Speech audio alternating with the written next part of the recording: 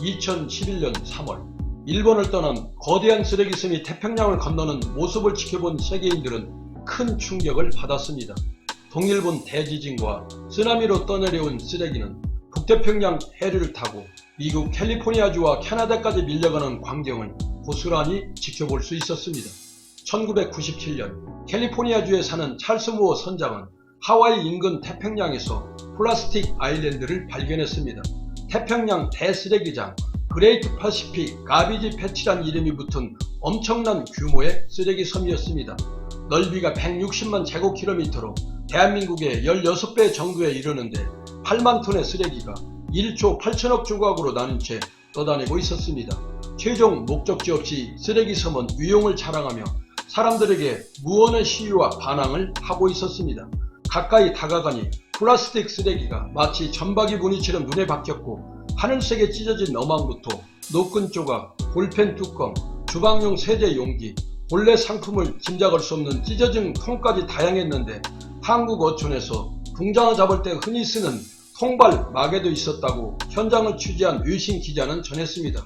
바다 내음을 머금은 잔잔한 파도를 따라 바라보고 있으면 마치 한 폭의 그림 같은 전경이, 하지만 멀리 둔 시선을 해변가로 향하면 그림 같았던 풍경은 자취를 감춰버리고 백사장 곳곳에는 조개대 쓴 마스크가 바다 풍경의 한 폭을 이루고 해파리처럼 바닷속을 떠다니고 있는 마스크들이 조금 전의 기분을 망가뜨려 줄 것입니다.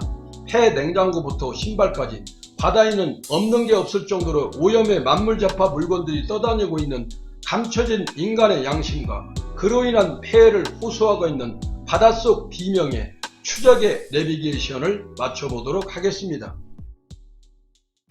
지구의 대양에는 GPGP를 포함해 5개의 거대한 쓰레기섬이 존재하고 있는데 플라스틱을 비롯한 엄청난 쓰레기가 해양으로 쏟아져 들어간 탓이라 말할 수 있습니다.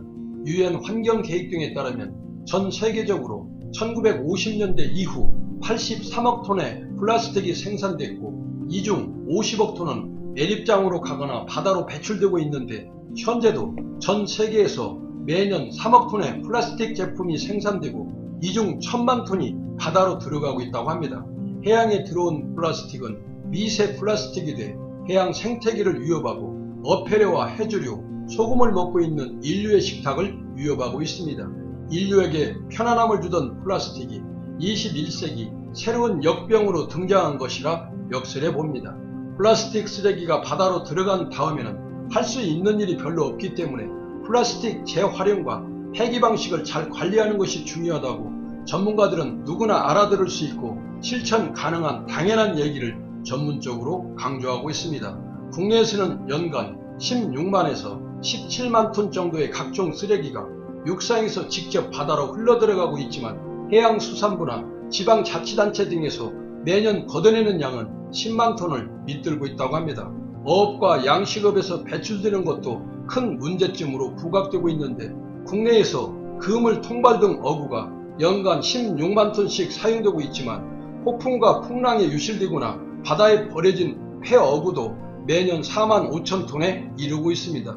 스티로폼 컵이 바다에서 생분해되는 시간은 50년이며 알루미늄 캔이 200년, 일회용 기저귀가 450년, 플라스틱 병이 450년, 낚싯대 줄이 600년 동안 바다 오염의 주범시간으로 존재한다고 하니 심각성을 인식하고 행동하지 않는다면 인류의 재앙으로 등장하는 건 시간 문제라 지난 여름날에 몰지각한 피서객들이 남기고 간 쓰레기들이 파도소리에 힘을 실어 아우성치는 대변을 쏟아내고 있습니다.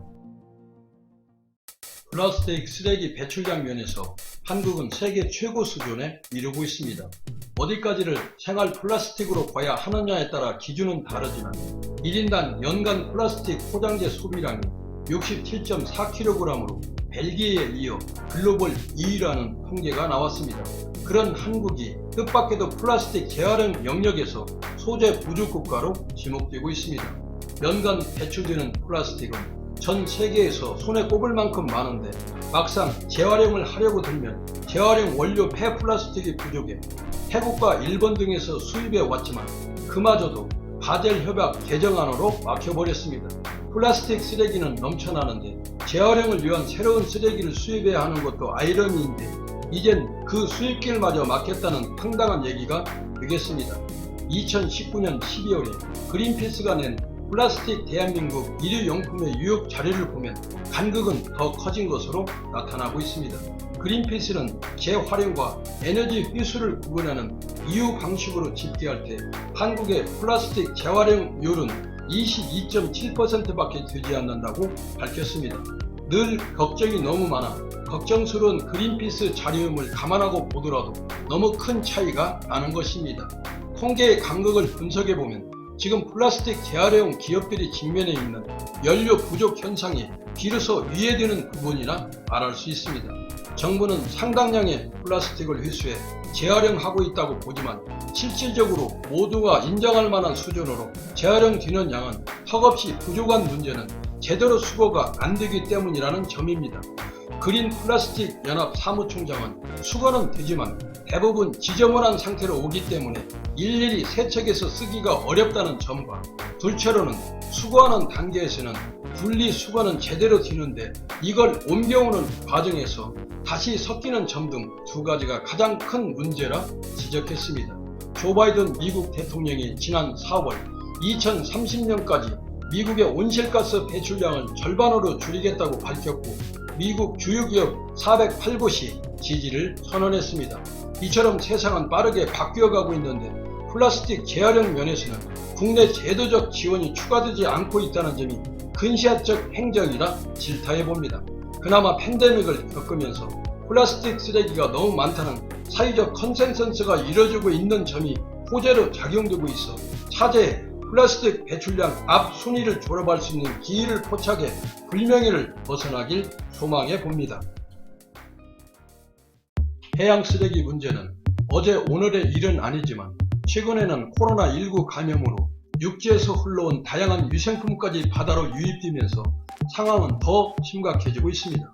죽은 고래 내장에서 수천 개의 플라스틱이 나왔다거나 물고기들이 비닐을 먹이로 착각하고 먹었다가 죽은 모습들을 보고 해양 쓰레기 문제의 심각성을 인지하면서도 그 쓰레기들을 우리가 버린 것이라고 생각하는 사람은 그리 많지 않다는 이중적 사고를 가지고 있다는 게 더 위험한 문제라 지적하는 사람들이 많아지고 있습니다. 해양 생물들이 먹이로 착하게 삼킨 플라스틱은 수년이 지나도 다 분해되지 않고 지름 5mm 미만 미세 플라스틱이 돼 바다를 오염시키고 있습니다.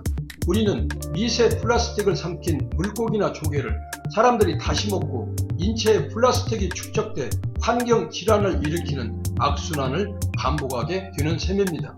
인류는 건강하게 오래 살고 싶은 욕구 때문에 웰빙 바람을 타고 몸에 좋다는 음식은 다 먹었고 마음의 건강을 위해서 산이나 바다의 아름다운 풍경을 바라보며 힐링, 욜로를 하기도 합니다. 하지만 가장 중요한 것을 간과하고 있는데 우리가 먹고 마시는 것에서 바다를 절대 빼놓을 수 없다는 겁니다. 한국해양과학기술원 남해연구소 연구진은 한국인의 식습관을 보여주는 통계 지표를 활용해 계산해보니 1인당 연간 미세 플라스틱 212개를 먹는 것으로 보인다고 놀라운 발표를 했습니다. 오늘도 유명 바닷가에는 많은 양심 없는 관광객들이 버리고 간 쓰레기들로 가득 채워가고 있습니다. 눈에 보이는 아름다운 바다 전경만이 바다의 현실이 아님을 지적해 봅니다. 바다는 쓰레기장이 아닙니다.